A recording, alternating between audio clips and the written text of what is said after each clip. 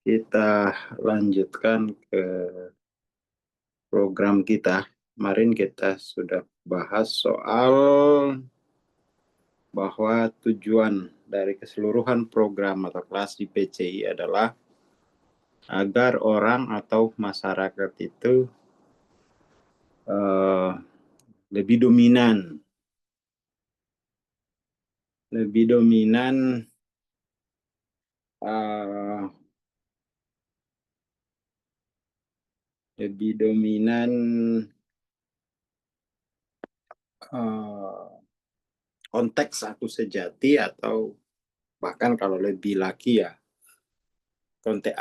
konteks aku abdun, tapi ya sekurang-kurangnya lah ya, atau ya normalnya itu konteks aku sejati. Itu yang kita bahas kemarin kan, seperti itu. Sekarang mari kita lihat ke perkembangan iman.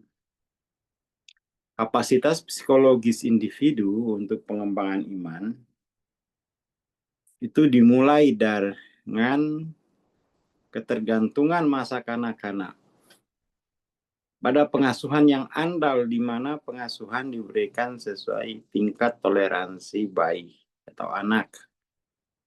Dengan pelatihan yang memadai, toleransi penundaan meningkat karena iman dikaitkan dengan harapan. Fase ini juga mempengaruhi kecenderungan optimisme versus pesimisme di kemudian hari, serta kepercayaan pada figur otoritas gitu ya. Jadi memang ketika konteks aku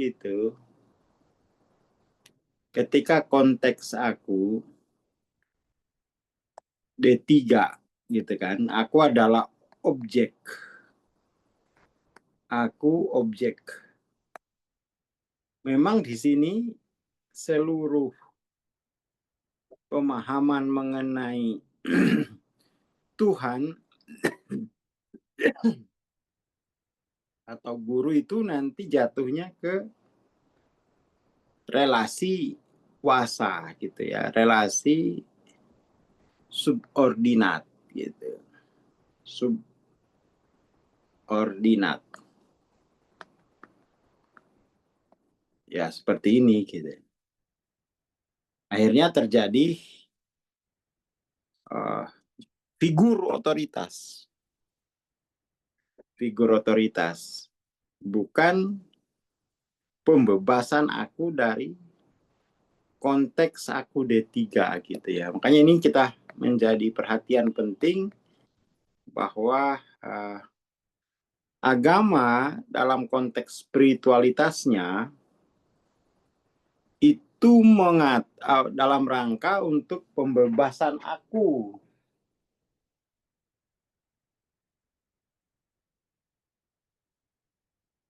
Ya kan? Dalam rangka pembebasan aku dari konteks korban gitu. Dan dalam rangka untuk menyempurnakan pengetahuan bahwa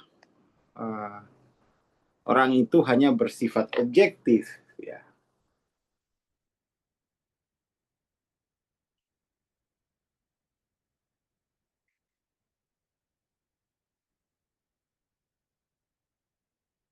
Seperti itu. Jadi enggak ada apa namanya? Ada pokok persoalan yang diselesaikan oleh agama secara ontologis gitu. Ada pokok persoalan bahwa agama ini akan memandu pembebasan aku dari konteks aku orang ke konteks aku sejati, syukur-syukur, ke konteks aku abdun. Kan kita tidak menerima tidak menerima warisan seperti itu kan. Bukan salah agamanya, tapi cara mengkomunikasikannya itu seolah-olah agama itu hal yang hanya diwariskan secara sosial gitu ya. Padahal kalau kita lihat di Islam, perkataan orang-orang yang menolak pencerahan, yang kemudian dikategorikan kafir, itu kan menolak pencerahan. Mereka tidak ingin belajar lagi karena mereka sepenuhnya hanya ikut otoritas masa lampau gitu kan. Itu pernyataan orang kafir. Kenapa mereka tidak ikut pencerahan, tidak menyambut pencerahan? Alasannya itu kami sudah terlanjur ikut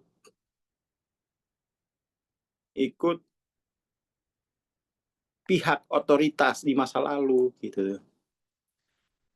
Ya, akan kebanyakan konteks keberagamaan hari ini itu seperti pernyataan orang kafir tadi gitu. Masih sampai di situ.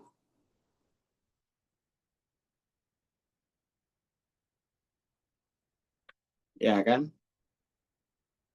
Jadi hanya karena ikut, kami begini karena kami ikut leluhur, nenek moyang, ya toh. Itu yang dikritik oleh Quran gitu. Mesti diperiksa ontologisnya gitu. Ya kan? Tidak hanya ikut otoritas gitu. Karena memang ada persoalan yang melekat pada aku itu gitu. Yang mesti di situ agama mesti menyorot itu gitu kan. Belakangan bahasa dakwah itu bahkan tidak lagi mengenal konteks spiritual gitu.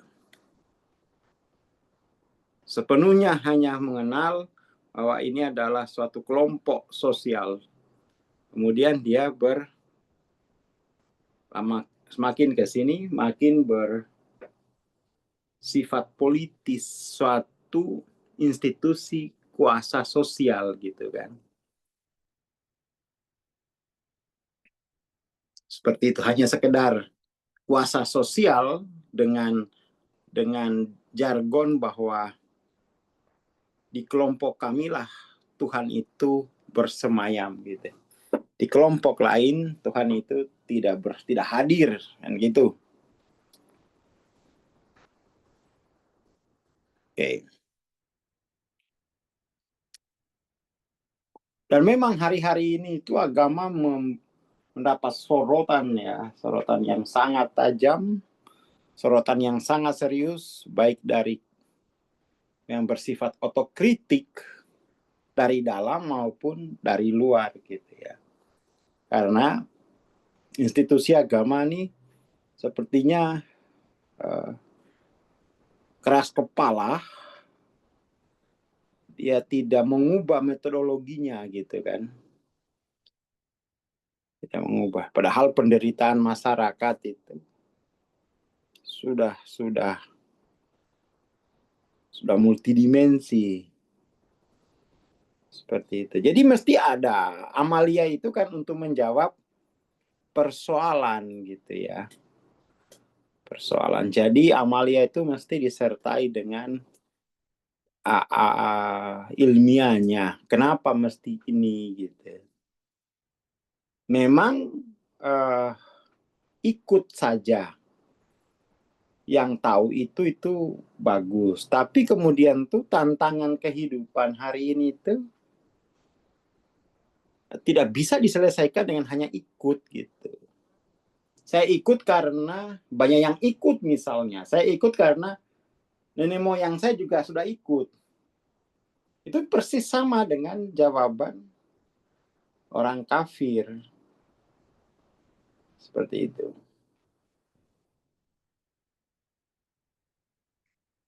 Mestinya tak ikut karena kita ingin menyelesaikan problematik mendasar. Ya, kita kemudian sebagai yang di dalam agama itu ya mesti ya merekontekstualisasikan kembali bahwa agama ini membantu kita, memperlihatkan kita peta pembebasan konteks aku D3 itu sampai kemudian menjadi aku sejati, lalu sampai kemudian menjadi aku abdun. Jadi ada persoalan yang dijawab oleh agama secara spiritual. Lagi pula misalnya secara sosial, agama juga membantu mengatasi persoalan sehari-hari. Gitu. Mulai dari bangun tidur sampai urusan kenegaraan, bahkan urusan global gitu kan.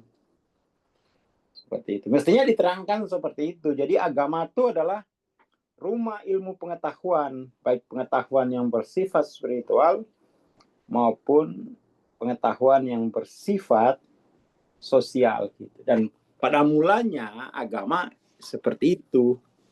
Kalau kita baca sejarah agama di tangan para nabi-nabinya gitu kan. Para nabi-nabinya. Dan ya kita mesti melakukan apa? Remodeling ya. Remodel. Pemodelan kembali agama sebagai sesuatu yang berharga dalam kehidupan kita gitu. Karena memang tapi sekarang tuh agama menghadapi tantangan besar. Kalau dulu ya terutama Islam gitu ya. Kalau dulu di era uh, di abad pertengahan gitu, agama itu ditinggalkan. Agama ditinggalkan karena apa ya? Jadi di dalam sejarah Islam tuh gini, kan Nabi datang, lalu ada masyarakatnya gitu kan. Di sini ini agama itu adalah pembebas spiritual sekaligus pembebasan sosial. Prinsip dasarnya itu kan amanu wa amilu solihat. Amanu itu adalah pembebasan spiritual, wa amilu solihat adalah pembebasan orang dari struktur kuasa sosial kan gitu kan. Seperti itu. Kemudian belakangan itu agama menjadi bersifat politis, kemudian itu ditinggalkan oleh sifat objektifnya itu menjadi sains, ya toh? Sifat objektif itu menjadi sains, metodologi objektifnya itu menjadi sains material gitu. Padahal itu dari agama pada awalnya. Ya kan, jadi metodologi objektif ini kemudian menjadi sains hari ini gitu ya. Menjadi sains praktis agama tinggal amalia tanpa ilmiah gitu. Ini di era pertama di era pertama kemunduran agama karena yang metodologi objektif itu jadi sains. Di sini tinggal rutinitas amalia. Itu era abad pertengahan gitu. Di era modern kemudian metodologi subjektif itu akan menjadi sains lagi kalau kita lihat kecenderungan di barat gitu, metodologi subjektif. Metodologi subjektif yang kita kemudian kenal sebagai proses pencerahan ini telah memisahkan diri lagi dari agama. Karena ini akan menjadi sains subjektif. Kalau ini sains objektif. Akhirnya agama ini nanti kosong gitu. Karena metodologinya itu telah berubah menjadi institusi yang terpisah dari uh, dari rahim ibunya, dari ibunya gitu kan. Jadi sebenarnya metodologi objektif maupun metodologi subjektif mula-mula itu lahir dari rahim ibu agama itu gitu. Kemudian anak ini menjadi durhaka ya kan, kata orang agama, atau anak ini menjadi lebih mandiri kalau kita mau lihat prosesnya itu, dan kemudian dia memfokuskan diri secara ilmiah, dan lagi-lagi agama menjadi kosong di sana. Yang tersisa adalah figur-figur politis, figur-figur kekuasaan, dan saya kira makin hari itu agama makin kosong gitu. Karena siapa juga orang yang mau hidup hanya untuk figur kekuasaan gitu kan. Nggak ada lah yang mau seperti itu. Karena metodologinya sudah memisahkan diri dari induknya gitu kan. Sekarang kan kalau awal-awal metodologi sains memisahkan diri dari agama, ya kan, muncul istilah sekularisasi. Sekarang bahkan sains subjektif pun sudah memisahkan diri dari religiositas. Itu gerakan-gerakan New Age, ya toh. Ya, jangan sampai orang Indonesia itu terjebak pada pemisahan-pemisahan ini. Ya, tetap ingin bahwa agama itu adalah berisi metodologi objektif sekaligus metodologi subjektif, yang itu menjadi dasar ilmiah dari amalia-amalianya gitu. Jangan dipisah-pisahin gitu. Karena nanti agama kan nggak ada isinya nanti. Orang-orang pintarnya sudah pilih pindah ke sains objektif, orang-orang pintarnya sudah pindah ke sains subjektif gitu. Agama tinggal kotak, tinggal kaleng kongguan aja gitu. Gak ada isinya, gak ada dagingnya gitu. Karena kita tidak mengajarkan, tidak menyampaikan dengan benar. Lama-lama yang mempelajari sains bukan di agama, ya, dia melihat agama memang kosong gitu. Seperti halnya sekarang kan orang barat itu agama kosong, nggak ada metodologi. Begitupun misalnya orang mempelajari pencerahan itu tidak di agama, maka dia bilang agama itu juga kosong gitu, nggak ada isinya. Maka ya sudah, agama itu hanya tinggal orang-orang yang lemah.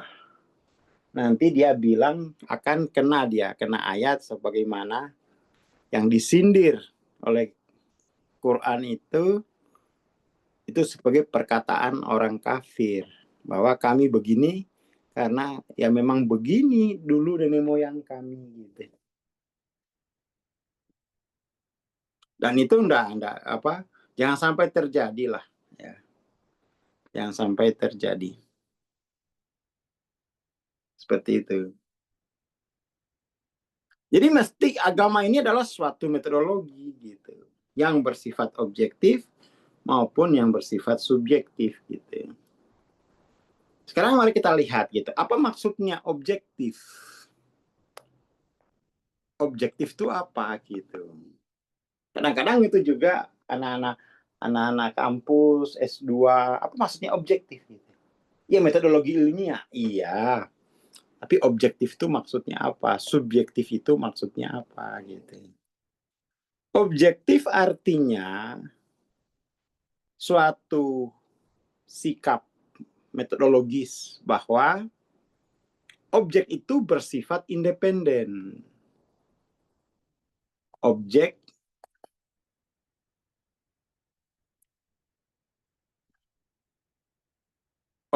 bersifat independen. Apa artinya independen? Independen artinya objek itu terpisah dari aku gitu. Ini aku, ini objek. Maka disebut ini objektif, bahwa objek itu bersifat independen. Sementara subjektif itu artinya objek itu pada aku, orang itu pada aku gitu. Ini aku, ini orang. Jangan diversus. Jangan diversus. Karena di Quran tuh ada ini hal-hal dua ini gitu. Kapan dia objektif, kapan dia subjektif. Bahasa agama tuh objektif itu bersifat duniawi. Subjektif itu bersifat akhirati. Jangan diversus. Jangan bilang bahwa dunia ini tidak lebih dari bobotnya satu sebelah sayap nyamuk. Jangan. Dunia ini adalah lapangan amal soleh. Bobotnya tinggi. Amanu wa amilu solihat. Gitu. Jangan remehin dunia. Ini adalah medan amal soleh. Gitu. Oke. Jadi yang dibutuhkan tuh jangan doktrin otoritas, tapi atau jangan hanya berhenti pada doktrin otoritas. Tetapi sebenarnya di Islam tuh bukan doktrin otoritas, tapi dia uswah. Sana loh orangnya yang menggunakan metode objektif, metode subjektif, gitu kan mestinya. Itu loh orangnya yang menggunakan metodologi objektif, metodologi subjektif. Yang benar tuh begitu otoritas. Dia bukan otoritas, tapi uswah. Di agama tuh tidak membangun kuasa otoritatif, tetapi memperlihatkan uswah. Kayak lo wonge, gitu kan. Sana lo orangnya yang menggunakan metode ini, gitu. Tuh lihat tuh, pabrik donatnya di mana-mana. Ya kan? Mestinya begitu, bukan kemudian tuh kamu kalau nggak ikut sana nanti nggak selamat. Wah itu takut-takutin. Nanti pada akhirnya template-nya itu adalah relasi yang subordinat, relasi kuasa. Tapi kalau model uswa, sana loh orang yang terbukti sukses dengan metode ini gitu. Ya sudah, kalau nggak ikut ya sudah gitu. Tetap diberi pilihan, tidak dipaksa. Karena modelnya uswa. Gitu. Sana loh orangnya yang sukses. Nah itu kan tantangannya kan. Masalahnya di kelompok-kelompok spiritual, di kelompok-kelompok agama ini sedikit yang sukses, sedikit yang bisa ditunjuk sebagai uswah. Padahal yang diperlukan tuh bahwa mau tahu pendidikan Jerman, sana loh orang yang mengikuti metodologi Jerman, Pak Habibie. Nah itu uswahnya tuh, Habibie. Orang pasti mau. Bukan dengan mengancam, menakut-nakuti, tanpa diberi contoh uswah. Nabi aja ditempatkan itu pada konteks uswah. Ya kan? Bukan sebagai penguasa, bukan. Tapi sebagai contoh yang telah menggunakan metode ini gitu. metode yang selamat di dunia sampai akhirat, kan gitu kan. Promosinya itu begitu, bukan hati-hati. Wah, apa hati-hati gitu. Kan gitu. Tantangan terbesar orang agama itu dirinya itu tidak menjadi uswah. Baru promosi agama yang menakutkan lah. Ya kan? Menakutkan. Bayangin kalau orang buta huruf promosi tentang sains. Menakutkan lah. Yang dibutuhkan tuh contoh, uswah. Ya, uswah. Ini loh contoh yang menggunakan metodologi objektif, metodologi subjektif.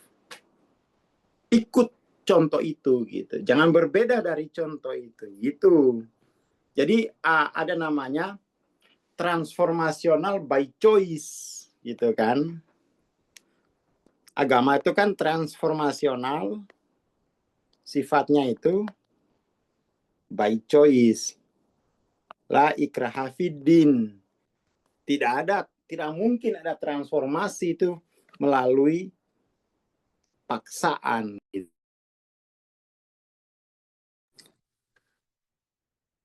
Dalilnya saja la ikraha fiddin. Tapi kita selalu tidak memberi bagaimana itu menjadi choice gitu loh. Itu kurang cerdas saja sebenarnya tuh kurang cerdas. Kurang cerdas. Mestinya transformational by choice. Justru itu yang terberat gitu. Tidak bisa agama itu didakwakan oleh yang tidak mengalami transformatif. Mesti didakwakan oleh mereka-mereka yang sudah mengalami transformatif. Tidak hanya baru lulus sekolah agama, belum ada transformasi sosial, udah kemana-mana dia. Nggak bisa itu dia. Kurang power, akhirnya nanti terjadi membangun relasi kuasa. Nah, itu rusak sudah. Rusak. Ya, rusak. Oke, itu ya. Jadi,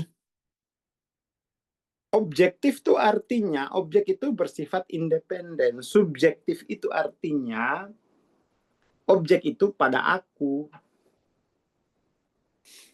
Objek pada aku itu bisa kita bilang bahwa konteks aku itu mengorang. Konteks aku itu mengorang gitu. Mengorang. Nah, ini namanya subjektif. Dan memang kan sebenarnya tidak mungkin konteks aku tidak mengorang kecuali orang itu adalah mayat. Selama orang itu masih hidup, maka konteks aku itu selalu mengorang. Dan kita lihat gitu bahwa seluruh penderitaan itu adalah konteks aku D3. Seluruh penderitaan itu adalah konteks aku D3. Kalau kita lihat konteks aku D3 itu kan isinya 15. 15 itu sadis gitu. Penghancuran. Penghancuran. Ya kan. 20 kejam. Penyangkalan gitu. 25 pengutukan. Pengutukan itu derita, menginginkan penderitaan selama-lamanya. 30 penghukuman gitu. 35 itu pertengkaran. Untuk mengalahkan.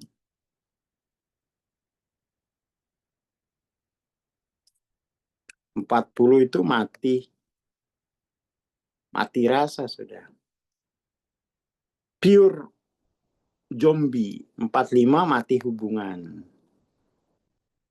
Mati hubungan. Kalau mati rasa itu sudah tidak ada emosi. Jadi ciri mati rasa, mati hubungan itu istrinya sudah dipanggil dengan nama nama lahir, nggak dipanggil lagi ibunya anak atau istri saya gitu, enggak. Dipanggil namanya sendiri. 50 mati harapan gitu. 55 tuh mati akal sehat gitu. Orang yang manipulatif tuh mati akal sehatnya.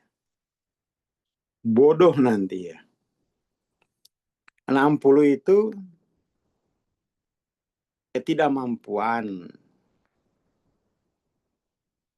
Kita melihat masyarakat kita yang tidak mampu secara ekonomi, artinya orang itu konteks aku 60 itu sudah mengorang dalam bentuk kemiskinan, ketidakmampuan gitu. 65 ketidakcukupan gitu.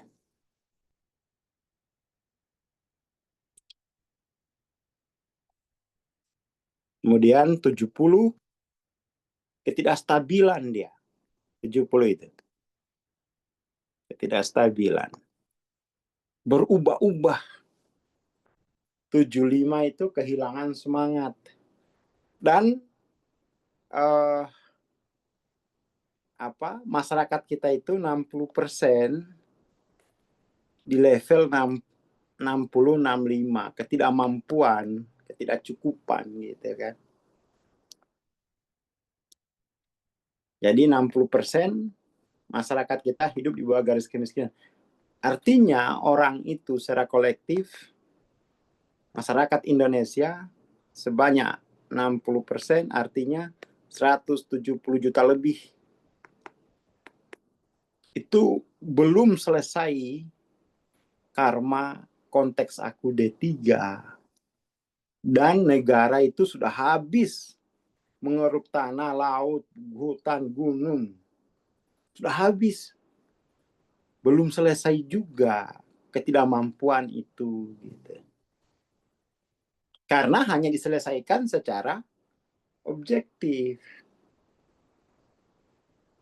Hanya dianggap bahwa orang itu independen, tidak pada konteks aku. Ini harus sains objektif subjektif tuh harus dua-duanya dipakai. Harus dua-duanya dipakai gitu. Masyarakat kita 170 juta itu belum bebas dari ketidakmampuan ekonomi. Apalagi ketidakmampuan intelektual, sudahlah. Kita tahu skornya gitu. Seperti itu. Kita tahu skornya. Penuh ketidakmampuan gitu. Karma kita sebagai bangsa itu karma ketidakmampuan ekonomi, intelektual, politik. Ya kan? Dan itu sepertinya diselesaikan secara objektif selama 40 tahun tuh nggak selesai. Bukan hanya kekayaan alam kita yang sudah habis, hutang pun terus bertambah gitu. Saking beratnya karma masyarakat Indonesia, karma dari konteks aku 60 yang sudah mengorang gitu. Ya, konteks aku 60 yang sudah mengorang. Itu. Dan ini harus dipelajari serius. Secara serius, bukan karena ikut-ikutan belajar, harus ontologi aku itu harus dipelajari, harus diteliti orang ini itu setubuh sekeluarga itu dominan digerakkan oleh konteks aku apa, harus tahu itu, jangan tidak dan itu harus dipelajari gitu ya, harus tahu, nggak boleh ikut-ikutan itu betul-betul dalam rangka untuk mempelajari konteks aku yang menggerakkan orang. Seperti itu. Harus serius. Sebagaimana orang kuliah gitu. Harus serius. Harus serius. Oke, saya kira itu dulu malam ini ya, bahwa konteks aku itu mengorang gitu. Mengorangnya di mana? Mengorangnya di tubuh, kemudian di keluarga, kemudian di suku, dan seterusnya. Bayangin kalau karma orangnya itu 60, konteks akunya 175. Wah, akhirnya tercetak lagi karma. Akhirnya konteks 175 itu menambah beban. Mengorang terus-menerus gitu. Jadi orang itu dia bisa punya karma berlapis-lapis. Jadi pada orang ini, karma konteks akunya itu berlapis-lapis. Itu harus dilarutkan. Berlapis-lapis. Jadi jangan ingin solusi cepat. Karena orang ini membawa karma konteks aku D3 bisa semuanya loh ini. Sadis, kejam gitu. Dan itu menuntut ya harus dijalani berarti. Kalau nggak mau dilampaui gitu. Dan rata-rata apa ya, saya ingin lihat ya, kurang serius ini yang belajar kesadaran ini, kurang serius. Kurang serius. Kurang baca bukunya gitu. Orang Indonesia itu kurang serius gitu, belajar spiritual. Baca bukunya itu, padahal ini satu-satunya peluang untuk mengubah kehidupan orang itu secara spiritual tersedia. Kalau secara objektif, katakan kamu nggak punya sekolah, ya nggak mungkin lah kamu bisa mengubah konteks orang itu secara objektif. Kenapa lah? Itu kan kamu harus punya kekuasaan. Jadi tinggal satu sebenarnya. Tapi yang satu ini pun tidak serius dia pelajari. Iya, terlalu banyak agenda sosial, pitulasan, sonhorek. Iya, tidak serius dia. Bukunya udah banyak, bacanya dikit. Nah, pengakuan yang jujur nih. Ya kan? Wisuda ya memang, aduh, akhirnya ketemu lagi persoalan ketidakmampuan belajar lagi. Neraka itu. Nanti mati akal sehat gitu kan. Baru nangis dia, dimanipulasi, baru nangis. Gitu. Saya kira itu ya malam ini. Terima kasih. Assalamualaikum warahmatullahi wabarakatuh. Ya, terima kasih, Bung. Ya, selamat malam sahabat kelas semua.